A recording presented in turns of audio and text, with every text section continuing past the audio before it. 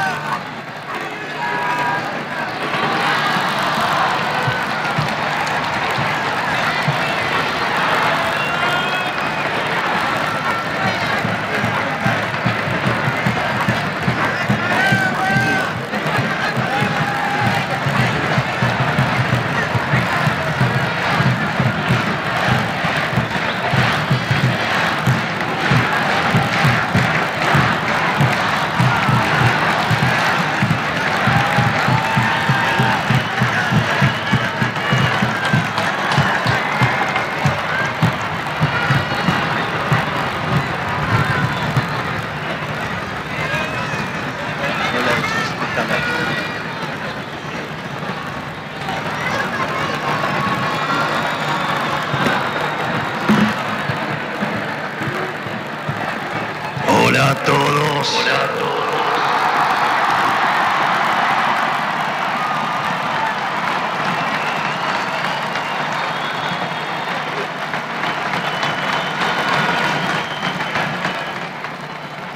Señores ministros de la Corte, señores gobernadores, señores diputados y senadores nacionales, presidentes y dignatarios extranjeros, argentinos. Hoy comienza una nueva era en Argentina. Hoy damos por terminada una larga y triste historia de decadencia y declive y comenzamos el camino de la reconstrucción de nuestro país.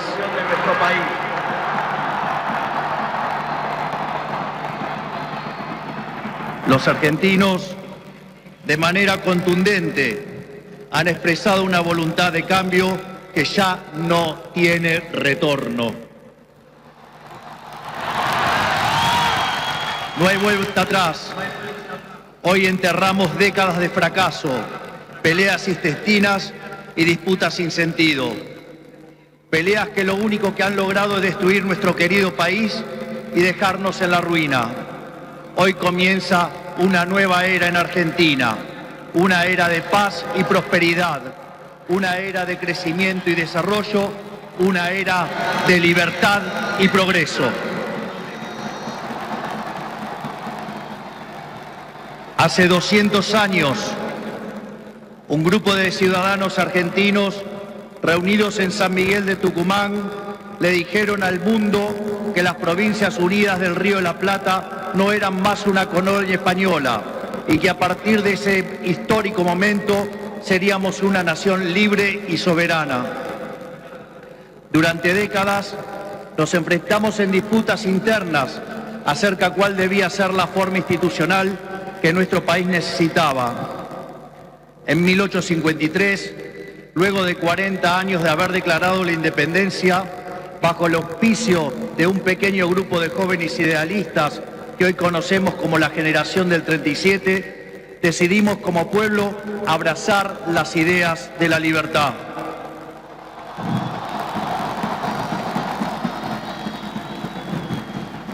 Así, se sancionó una constitución liberal con el objetivo de asegurar los beneficios de la libertad para nosotros, para nuestra posteridad y para todos los hombres del mundo que quieran habitar el suelo argentino.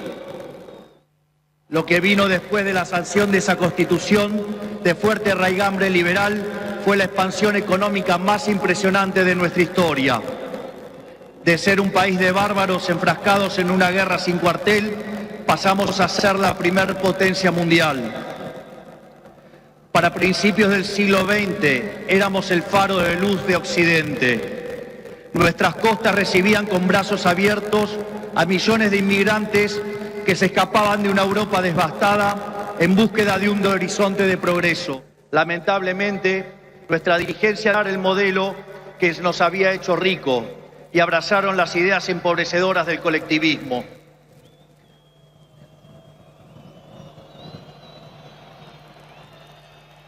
Durante más de 100 años, los políticos han insistido en defender un modelo que lo único que genera es pobreza, estancamiento y miseria. Un modelo que considera que los ciudadanos estamos para servir a la política y no que la política existe para servir a los ciudadanos.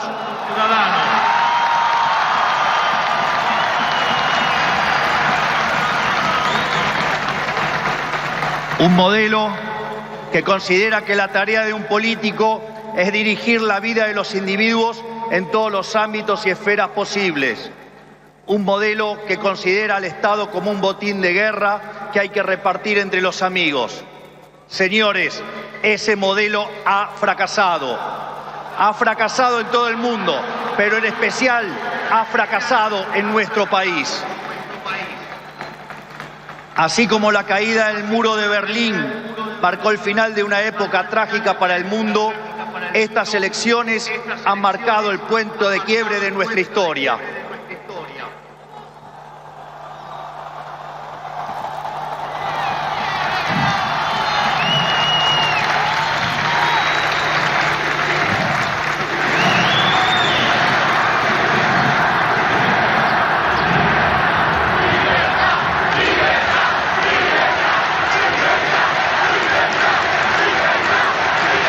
En estos días, mucho se ha hablado de la herencia que vamos a recibir.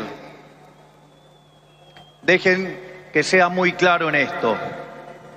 Ningún gobierno ha recibido una herencia peor que la que estamos recibiendo nosotros.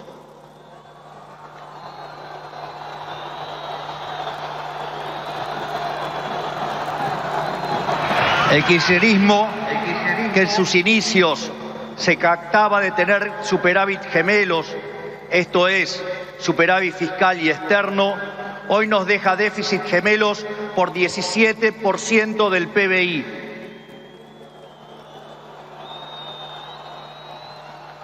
A su vez, de esos 17 puntos del PBI, 15 corresponden al déficit consolidado entre el Tesoro y el Banco Central.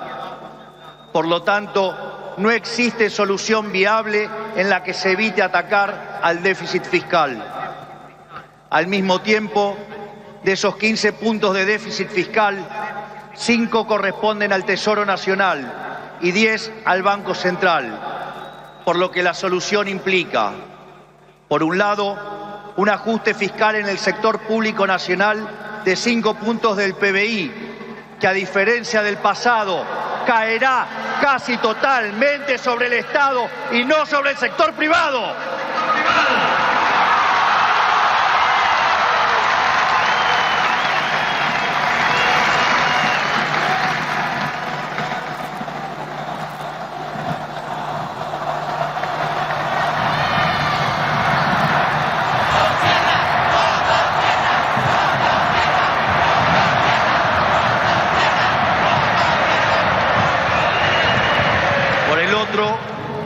Es necesario limpiar los pasivos remunerados del Banco Central, los cuales son responsables de los 10 puntos de déficit del mismo. De esta manera se pondría fin a la emisión de dinero y con ello a la única causa de la inflación empíricamente cierta y válida en términos teóricos.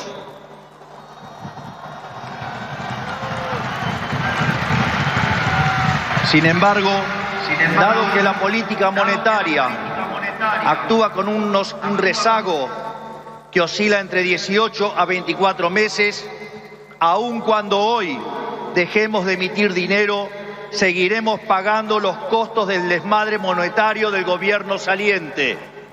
Haber emitido por 20 puntos del PBI, como se hizo en el gobierno saliente, no es gratis. Lo vamos a pagar en inflación. A su vez, el cepo cambiario, otra herencia de este gobierno,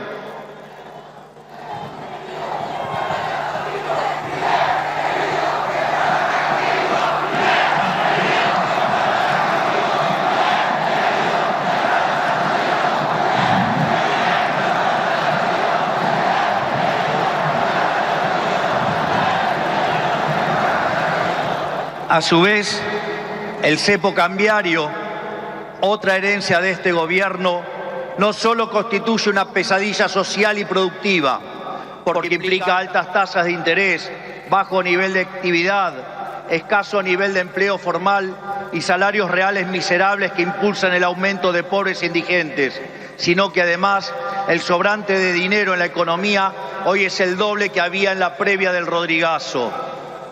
Para tener una idea de lo que eso implica, recordemos que el Rodrigazo multiplicó por 6 veces la tasa de inflación, por lo que un evento similar significaría multiplicar la tasa de inflación por 12 veces.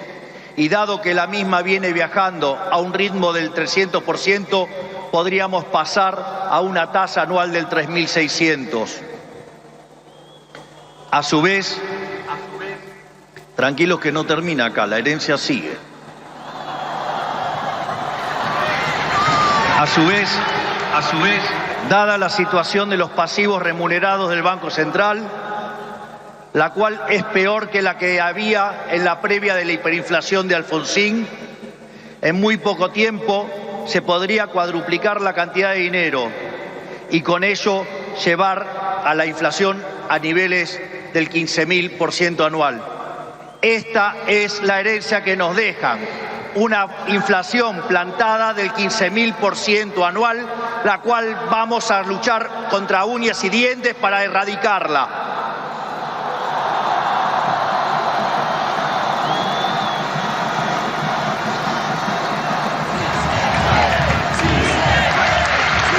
Es más, este número, que parece un disparate, quiero que sepan que implica una inflación del 52% mensual, mientras que hoy mismo ya viaja a un ritmo, de acuerdo a estimaciones privadas, que oscilan entre el 20 y el 40% mensual para los meses entre diciembre y febrero. Esto es, el gobierno saliente nos ha dejado plantada una hiperinflación y es nuestra máxima prioridad hacer todos los esfuerzos posibles para evitar semejante catástrofe que llevaría a la pobreza por encima del 90% y la indigencia por encima del 50%. En consecuencia, no hay solución alternativa al ajuste. Por otra parte, la herencia no termina ahí, ya que los desequilibrios en tarifas son soles equiparables al desastre que dejó el kirchnerismo en el año 2015. En el plano cambiario, la brecha oscila entre el 150 y 200%, niveles también similares a los que teníamos en el Rodrigazo. A su vez, la deuda con importadores supera los 30.000 millones de dólares y las utilidades retenidas a las empresas extranjeras alcanzan los 10.000 millones de dólares. La deuda del Banco Central e YPF suman 25.000 millones de dólares y la deuda del Tesoro pendiente suma unos 35.000 millones de dólares adicionales. Esto es, la bomba en términos de deuda asciende a 100.000 millones de dólares que habrá que sumar a los cerca de 420.000 millones de dólares de deuda ya existente. Naturalmente, a estos problemas hay que sumarle también los vencimientos de deuda de este año, donde los vencimientos de deudas en pesos son equivalentes a 90.000 millones de dólares y 25.000 millones de dólares en moneda extranjera con organismos multilaterales de crédito.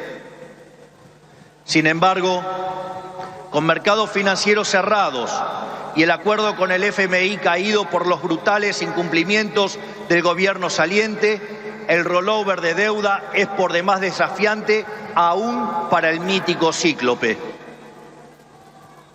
Como si todo esto fuera poco, esto transcurre en una economía que no crece desde el año 2011.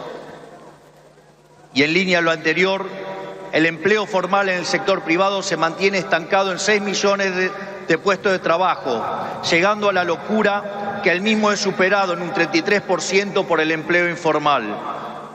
Por ello, no debería sorprender a nadie que los salarios reales se hayan destruido, ubicado en torno a los $300 mensuales, los cuales no solo son 6 veces inferiores a los de la convertibilidad, sino que de haberse mantenido la tendencia de aquellos años, o como lo decían ellos, el maldito neoliberalismo, hoy oscilarían entre 3.000 y 3.500 dólares por mes.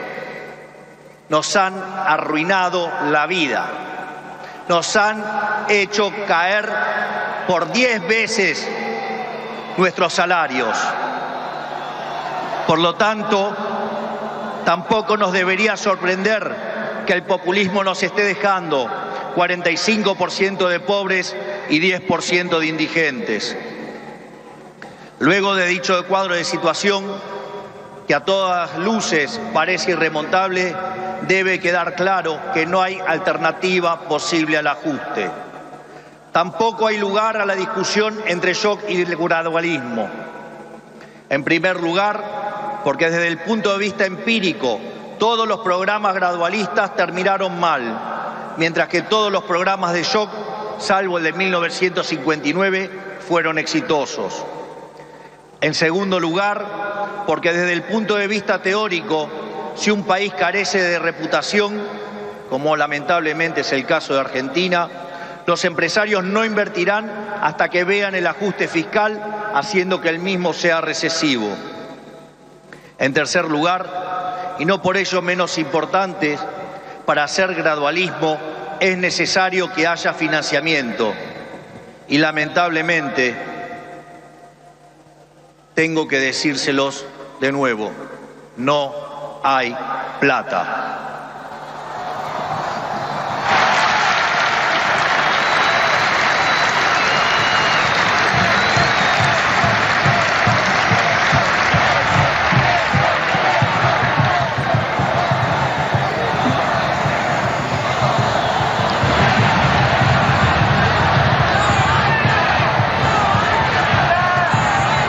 Por ende, la conclusión es que no hay alternativa al ajuste y no hay alternativa al shock. Naturalmente, eso impactará de modo negativo sobre el nivel de actividad, el empleo, los salarios reales, la cantidad de pobres e indigentes. Habrá esta inflación, es cierto, pero no es algo muy distinto a lo que ha pasado en los últimos 12 años. Recordemos que en los últimos 12 años el PBI per cápita ha caído 15% en un contexto donde acumulamos 5.000% de inflación. Por lo tanto, hace más de una década que vivimos en esta inflación. Por lo tanto, este es el último mal trago para comenzar la reconstrucción de Argentina.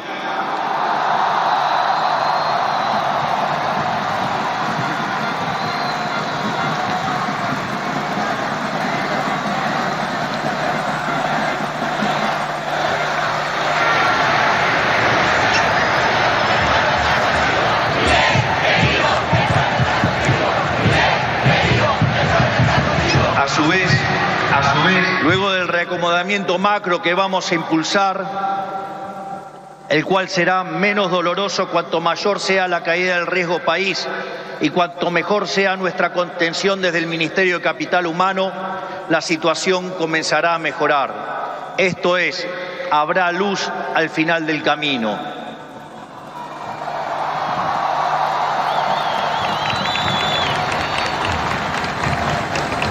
En el caso alternativo, la propuesta sensiblera progresista, cuya única fuente de financiamiento es la emisión de dinero, derivará en una hiperinflación que llevará al país a la peor crisis de su historia, sumado a que nos meterá en una espiral decadente que nos equiparará con la oscuridad de la Venezuela de Chávez y Maduro.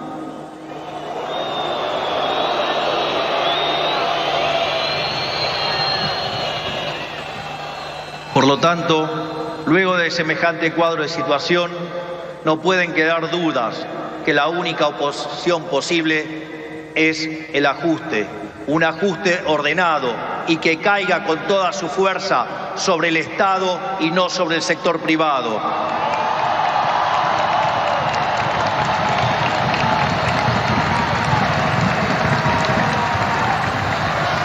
Sabemos que será duro.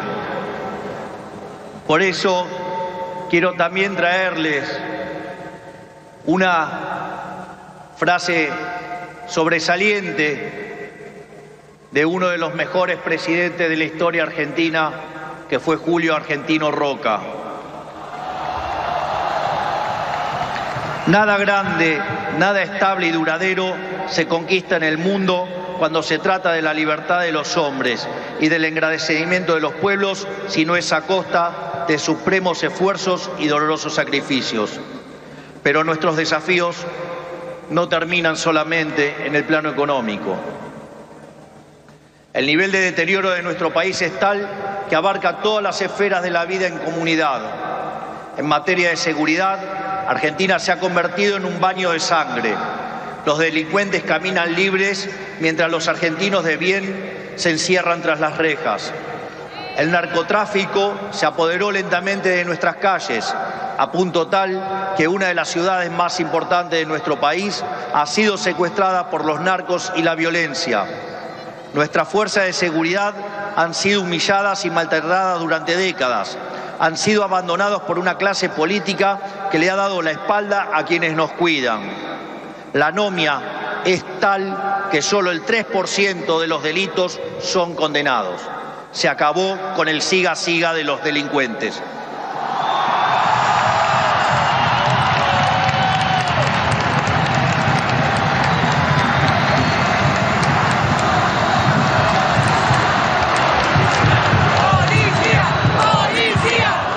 En materia social, estamos recibiendo un país donde la mitad de la población es pobre, con el tejido social completamente roto. Más de 20 millones de argentinos no pueden vivir una vida digna porque son presos de un sistema que lo único que genera es más pobreza. Como dice el gran Jesús Huerta de Soto, los planes contra la pobreza generan más pobreza. La única forma de salir de la pobreza es con más libertad.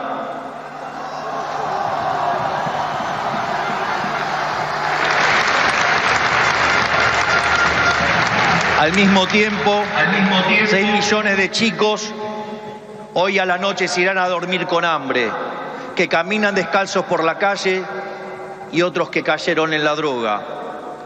Lo mismo ocurre en materia educativa. Para que tengan idea del deterioro que vivimos, solo el 16% de nuestros chicos se reciben en tiempo y forma en la escuela. Solo el 16%. Solo 16 de cada 100. Es decir, que el 84% de nuestros chicos no termina la escuela en tiempo y forma. A su vez, el 70% de los chicos que sí terminan la escuela no pueden resolver un problema de matemática básica o comprender un texto.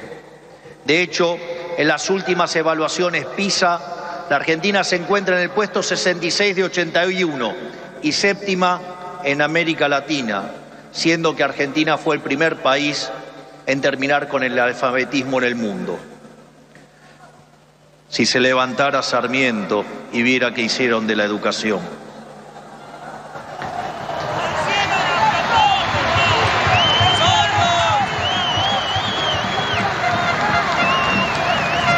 En materia de salud, el sistema se encuentra completamente colapsado. Los hospitales están destruidos, los médicos cobran miseria y los argentinos no tienen acceso a salud básica. Tan es así que durante la pandemia, si los argentinos hubiéramos hecho las cosas como la media de los países del mundo, hubiéramos tenido 30.000 muertos.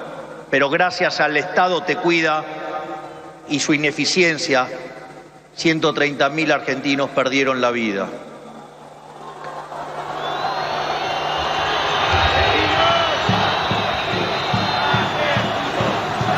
Ese es el estado presente del que los políticos tanto hablan, argumento que utilizan para justificar el aumento descomunal del gasto público que solo los beneficia a ellos. En todas las esferas, miren donde miren, la situación de la Argentina es de emergencia. Si miramos la infraestructura de nuestro país, la situación es la misma.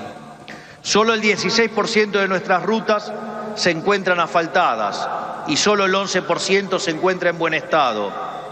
Por eso, no es casualidad que mueran cerca de 15.000 argentinos por año en accidentes de tránsito. Lo que quiero graficar con todo esto es que la situación de la Argentina es crítica y de emergencia. No tenemos alternativas y tampoco tenemos tiempo. No tenemos margen para discusiones estériles. Nuestro país exige acción y una acción inmediata. La clase política deja un país al borde de la crisis más profunda de nuestra historia. Cada uno de ellos tendrá que hacerse cargo de su propia responsabilidad. No es tarea mía señalarlos.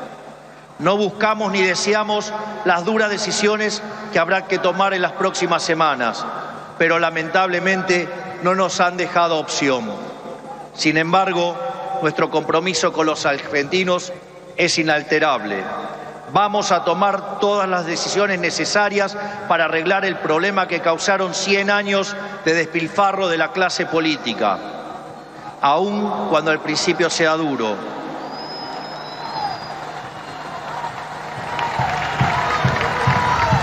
Sabemos que de corto plazo la situación empeorará, pero luego veremos los frutos de nuestro esfuerzo, habiendo creado las bases de un crecimiento sólido y sostenible en el tiempo.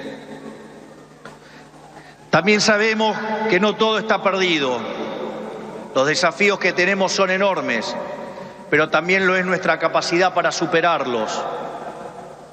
No va a ser fácil, 100 años de fracaso no se deshacen en un día, pero un día empieza y hoy es ese día.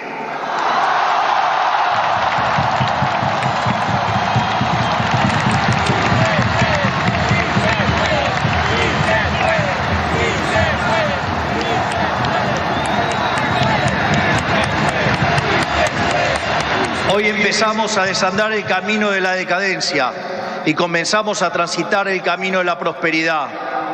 Tenemos todos para ser el país que siempre soñamos.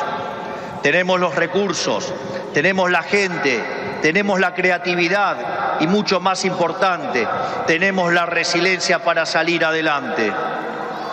Hoy volvemos a abrazar las ideas de la libertad, esas ideas que se resumen en la definición del liberalismo de nuestro máximo prócer de las ideas de la libertad, el profesor Alberto Venegas Lynch, hijo, que dice: el liberalismo es el respeto irrestricto del proyecto de vida del prójimo, basado en el principio de no agresión, en defensa del derecho a la vida, a la libertad y a la propiedad, cuyas instituciones fundamentales son la propiedad privada, los mercados libres de intervención estatal, la libre competencia, la división del trabajo y la cooperación social. En esa frase de 57 palabras está resumida la esencia del nuevo contrato social que eligieron los argentinos.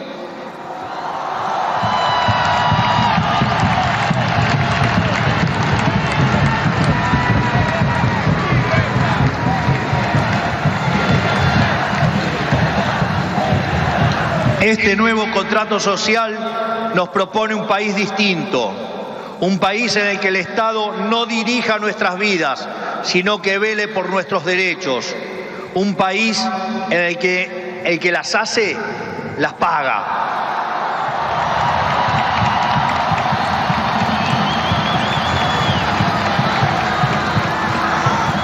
Un país en el que quien corta la calle violando los derechos de sus conciudadanos no recibe la asistencia de la sociedad. Puesto en nuestros términos, el que corta no cobra.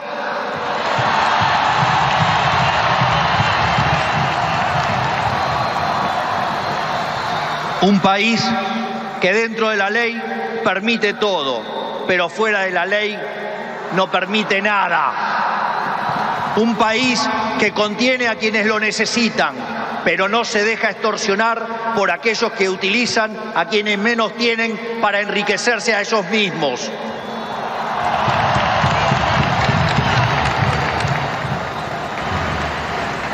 En cuanto a la clase política argentina, quiero decirles que no venimos a perseguir a nadie, no venimos a saldar viejas vendetas, ni a discutir espacio de poder. Nuestro proyecto no es un proyecto de poder, nuestro proyecto es un proyecto de país. No pedimos acompañamiento ciego, pero no vamos a tolerar que la hipocresía, la deshonestidad o la ambición de poder interfieran con el cambio que los argentinos elegimos. A todos aquellos dirigentes políticos, sindicales y empresariales que quieran sumarse a la nueva Argentina, los recibimos con los brazos abiertos.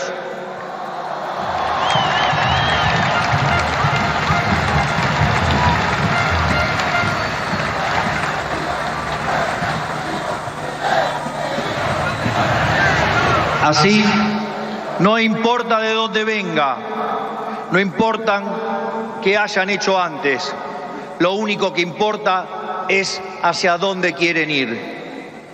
Aquellos que quieren utilizar la violencia o la extorsión para obstaculizar el cambio, les decimos que se van a encontrar con un presidente de convicciones inamovibles, que utilizará todos los resortes del Estado para avanzar en los cambios que nuestro país necesita.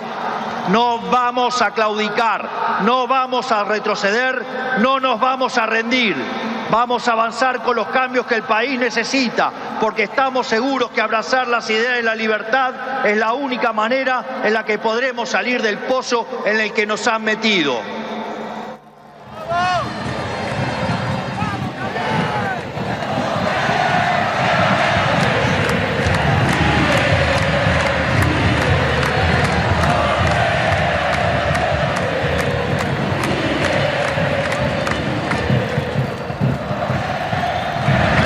Por lo tanto, y para ir terminando, que quede claro, hoy comienza una nueva era en Argentina.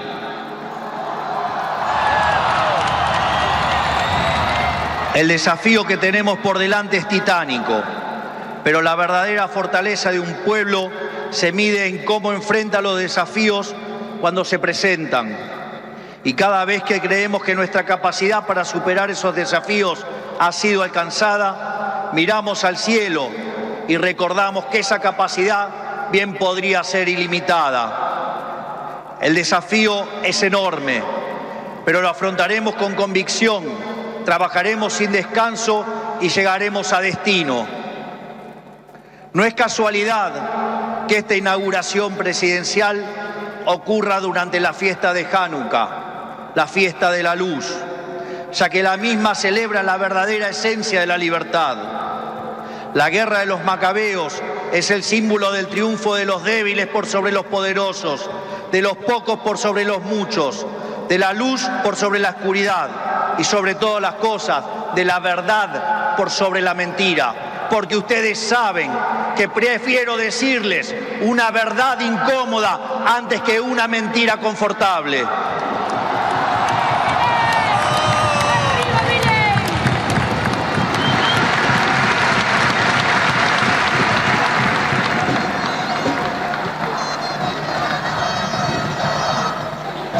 Estoy convencido de que vamos a salir adelante.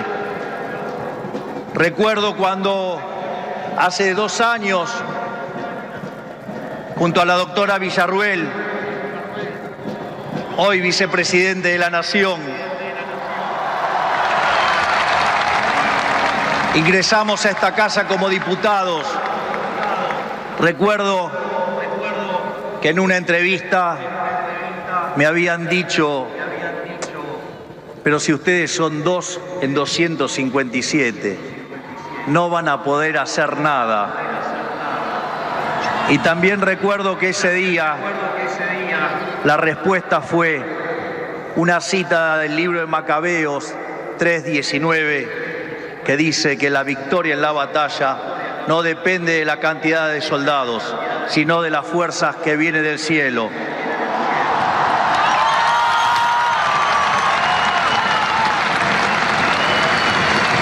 Por lo tanto, Dios bendiga a los argentinos y que las fuerzas del cielo nos acompañen en este desafío. Muchas gracias. Será difícil, pero lo vamos a lograr. ¡Viva la libertad, carajo! ¡Viva la libertad, carajo!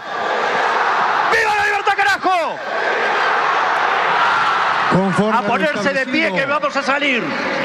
Por el artículo 75 de la ley 26.522, hasta aquí han transmitido LRA1, Radio Nacional Buenos Aires, República Argentina, y LS82 TV Canal 7, la televisión pública, junto a todas las emisoras que integran la cadena nacional de radio y televisión de todo el país, y el servicio internacional RAE, Radiodifusión Argentina al exterior, con motivo de haberse celebrado el acto de asunción presidencial, ceremonia de juramento constitucional para el cargo de presidente de la Nación Argentina del doctor Javier Milei, desde el Congreso de la Nación Argentina hemos escuchado las palabras del señor presidente de la Nación, Javier Milei. A partir de este momento, las emisoras participantes continúan con la transmisión de sus respectivos programas. Muchísimas gracias a todos y hasta siempre.